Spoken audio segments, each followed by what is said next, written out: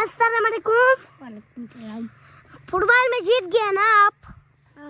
ये मेरे दोस्त बहुत फनी हैं, क्लास में हमें हंसी होते हैं। आप लोग और सब दुआ करो और बर्बादी हो जाए। मुझे बहुत पसंद है बर्बादी। उसका आपको पसंद है कि नहीं?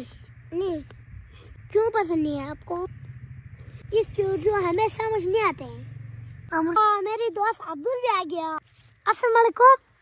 वालेकुम। आप यहाँ क्या करने आए हैं? ट्यूशन के लिए। ओके दोस्तों, अगला व्लॉग में मिलता हूँ। अल्लाह हाफिज़। मेरे चैनल को ज़रूर सब्सक्राइब करें, कमेंट करें, लाइक करें, कमेंट करें, शेयर करें ना भूलिए। अल्लाह हाफिज़।